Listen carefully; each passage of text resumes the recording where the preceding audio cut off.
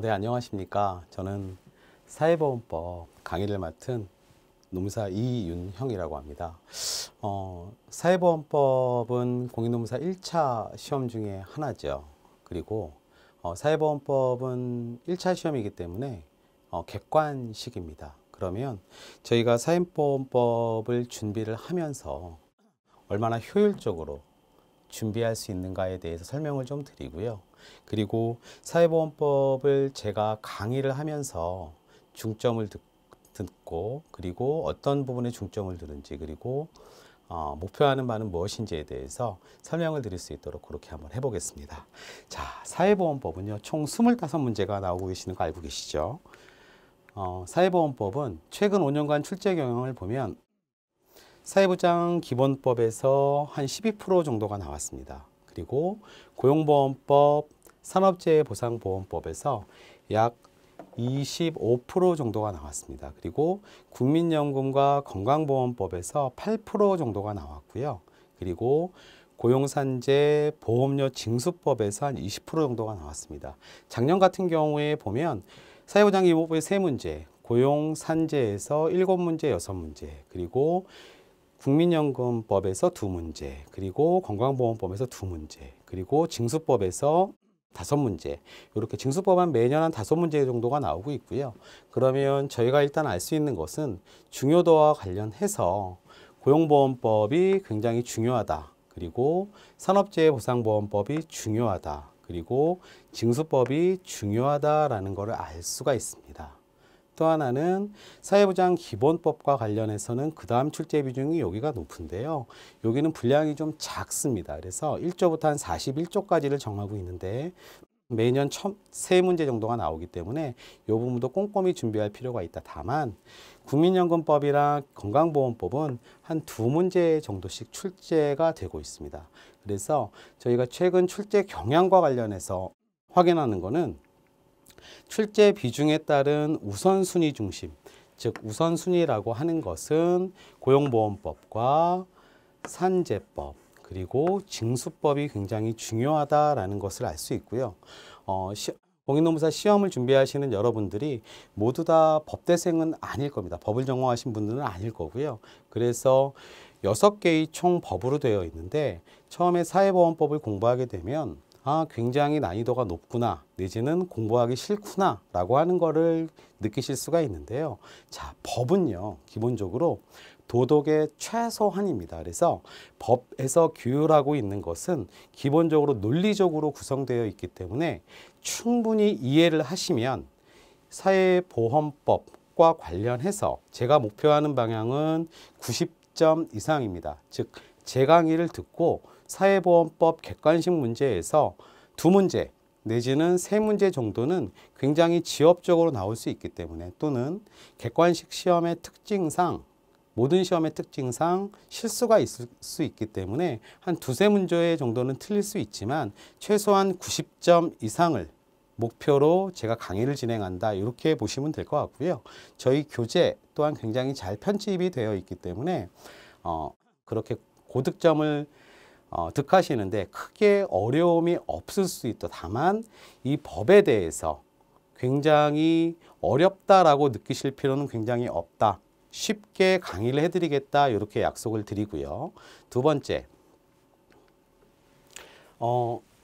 사회보험법은요 1차 시험이기 때문에 객관식입니다. 객관식. 그래서 지금까지 시험을 굉장히 많이 보셨겠지만 객관식 유형이라고 하는 게 크게 3가지로 나눌 수 있습니다. 즉, 맞는 지문을 찾는 겁니다. 시험 문제는 이렇게 나오죠.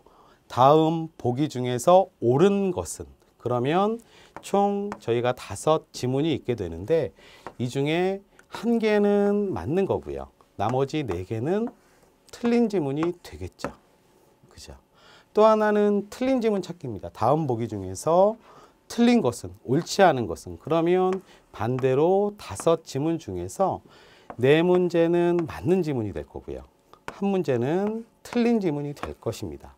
근데 저희가 시험의 범위가 총 6개의 법을 정하고 있고요. 그 중에 출제 비중이 틀리다라고 금방 말씀을 드렸는데, 자, 시험을 준비할 때, 자, 객관식 문제와 관련해서 법은 어떻게 맞는 지문 참 걸 낼 건지, 틀린 지문을 낼 건지, 기본적으로 맞는 지문에 대해서 법조문을 준비할 필요가 있습니다. 또 하나는 나오는 유형이 공란 채우기입니다. 최근에 시험 문제의 경향은 어느 한 법의 내용을 다룰 때 그 한 내용의 지엽적인 부분이 나오기도 하지만 굉장히 포괄적으로 나오기도 합니다. 그래서 공란 채우기의 비중이 점점 줄어드는 경향을 보이고 있는데요. 자, 이렇게 객관식 유형이라고 하는 게 맞는 지문이다, 틀린 지문 찾기다, 공란 채우기다, 이렇게 이해를 해본다고 하면, 그러면 자, 저희는 어떻게 준비를 해야 되느냐?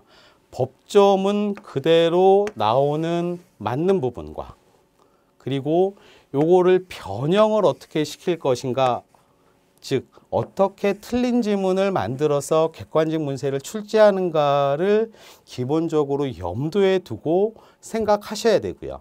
그리고 마지막으로 공란 채우기는 대부분 숫자 같은 게 많이 나옵니다. 그래서 숫자가 나오면 이 부분은 최소한 암기하셔야 됩니다. 숫자는 이해할 수가 없습니다. 즉 기본 계획 5년, 몇 년, 몇 명 이렇게 정하고 있는데 이거는 이해할 수 있는 사항이 아니라 암기를 통해서만 풀 수 있는 문제이기 때문에 숫자가 나오면 기본적으로 그거는 암기할 수밖에 없다. 그래서 숫자가 나온 부분이 많지는 않습니다. 그래서 그 숫자가 나오면 암기한다. 이렇게 보시면 될 것 같고요. 그러면 이런 객관식 유형이 나오게 되는데 사회보험법은 어떻게 준비할 것이냐. 자, 법을 접근하는 데 굉장히 어려울 수가 있습니다. 다만 법은 도덕의 최소한이라고 제가 말씀을 드렸습니다.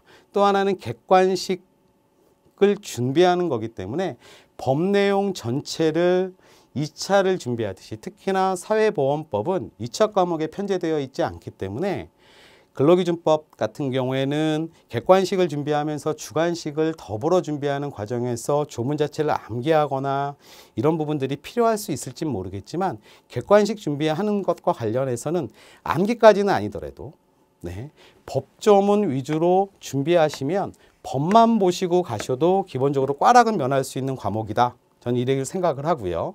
두 번째, 그러면 과거에 출제자들이 어떻게 문제를 변형을 시켜서 옳은 지문과 틀린 지문을 만들었느냐를 살펴보실 필요가 있습니다. 기출문제가 어떻게 틀린 문항을 만들었는지, 즉 시험 공부를 하실 때 법조문 위주로 하시되 기출문제 중에 옳은 것 찾기와 관련해서는 나머지 4개는 모두 틀린 지문입니다. 그러면 이 틀린 지문을 내가 기출문제 공부를 할 때 그냥 넘어가는 것이 아니라 요거는 이렇게 변형을 시켜서 틀린 지문으로 만들었구나. 자, 틀린 것을 찾을 때도 마찬가지입니다. 요 맞는 내용들은 법조문하고 똑같은 내용을 기술해서 만듭니다. 기출문제가. 그리고 틀린 지문을 어떻게 변형을 했는지를 법조문과 기출문제 중심으로, 특히나 어떻게 변형시켰는지를 함께 보시면서 준비하시면 되고요. 기출문제와 관련해서 이제 공부하시면 이해하시겠지만 작년에 나온 게 올해 또 나오고요. 올해 나온 게 내년에 나올 수 있고요. 그렇습니다. 그래서 출제 빈도가 굉장히 높은 조문들이 있습니다. 그 조문은 기본적으로 객관식으로 만들기 굉장히 쉬운 조문일 뿐만이 아니라 중요한 지문이 되겠죠.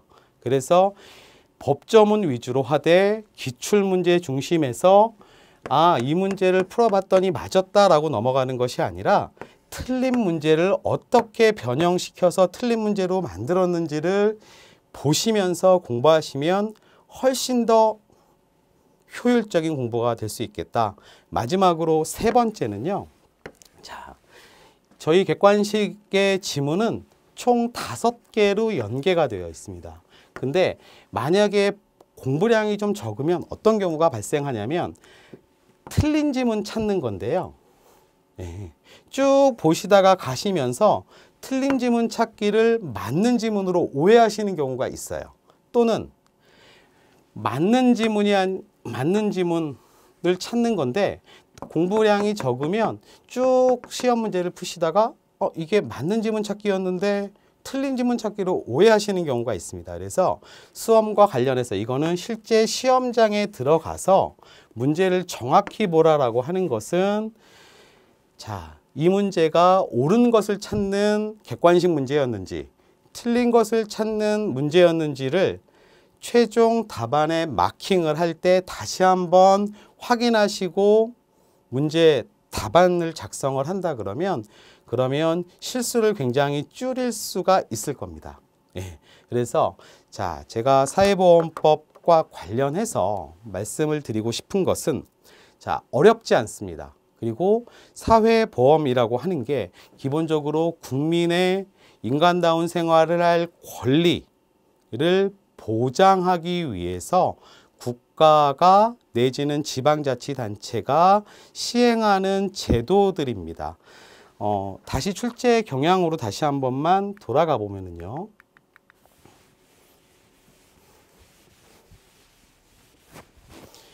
자, 사회보험법은 총 6개의 법률입니다. 즉 사회보장기본법은 사회보험의 가장 기본되는 법률이다. 용어를 보면 법의 명칭을 보면 이해하실 수 있을 거고요. 이 사회보장기본법 나머지 법들은 보시면 저희가 실생활에서 많이 접하는 고용보험, 실업급여 주택에 관련된 거죠.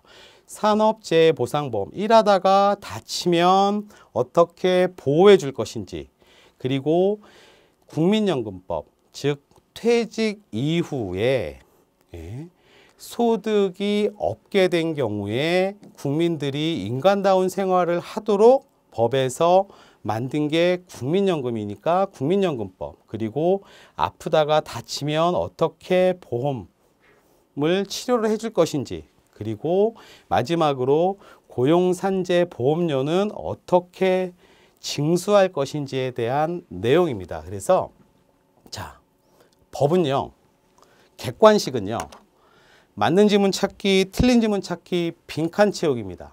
그래서 저와 함께 기출문제에서 문제를 변형시켰던 것, 그리고 굉장히 빈도가 높았던 것을 위주로, 그리고 법의 내용이 법이 6개의 법이나 되어 있기 때문에 이 내용을 딸딸딸딸 암기하는 것은 사실은 거의 불가능합니다. 그래서 법은 도덕의 최소한이고 법이라는 것은 기본적으로 논리적으로 구성되어 있기 때문에 저희가 충분히 이해의 폭을 넓혀서 암기는 최소화하는 게 그 사회보험법에서 고득점을 할 수 있는 비결이라고 생각을 하고요.